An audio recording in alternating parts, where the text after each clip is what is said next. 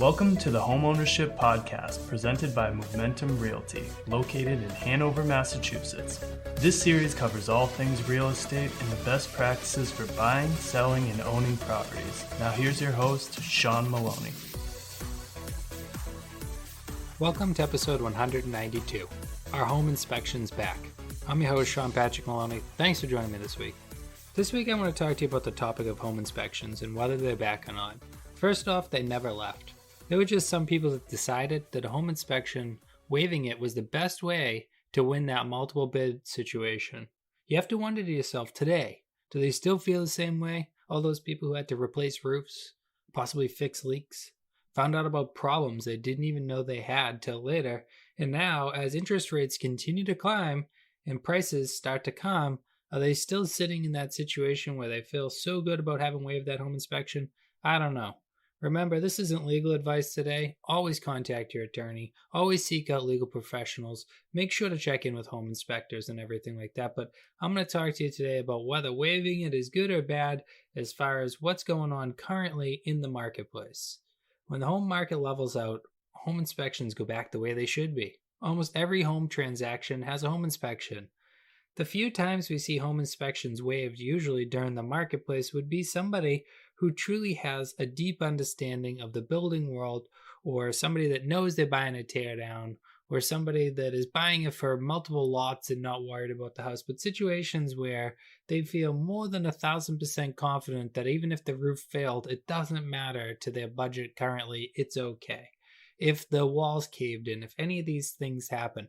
Because otherwise, I've even worked with builders who maybe they don't do your typical home inspection clause, right? They might not say subject to my satisfactory results. They might say subject to a fixed cost of more than $25,000. But the reason that they said was very logical, and I liked what the person said that day. They said to me, Sean, it'd be a fool to waive the home inspection because it's only $500 on such a large home. And what if I just want to find a deal? What if I'm just bloodthirsty? I'm looking at this and I'm thinking, I'm going to make a whole bunch of money on it, but I'm overlooking a key detail. I'd rather have some second set of eyes that doesn't have any money to be made other than the home inspection on this property. So no skin in the game. They're going to just tell me this is good or this isn't good. They're going to let me know whether this is going to work out for my situation or it's going to be the wrong play for me so that long-term financially, I don't end up getting burnt. And as his agent, I look back and think to this, I thought, that actually was a pretty smart play. I like the fact that the individual thought about the fact that what if I, have some loss here? What if something goes wrong? I could potentially be kind of blind in the idea of I want to buy this so much and I'm going to make a couple $100,000 that I might miss something. So I really did like that.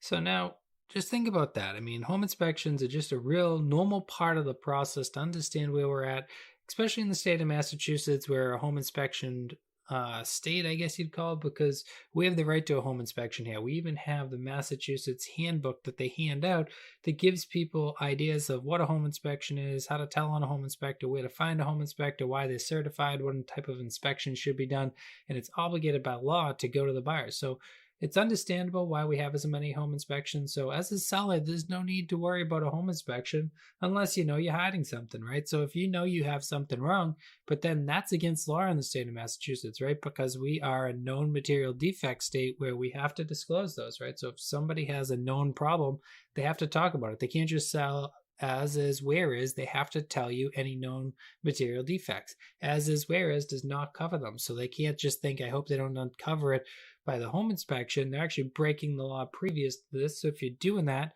maybe seek some legal guidance, talk to them, see if it's the right decision. Again, I'm not an attorney, but I'm saying that's not the right decision, not the right way to go. Hiding water, hiding these things may lead to a lawsuit in the long run, and it could be criminal, and that could be really bad for your reputation, record, money, and you could actually end up in jail if you committed fraud. So just be very careful with that. But remember, home inspectors are partly there to find problems, right? It's a big part of their job. But largely they're there to teach the future homeowner proper care and where they should go.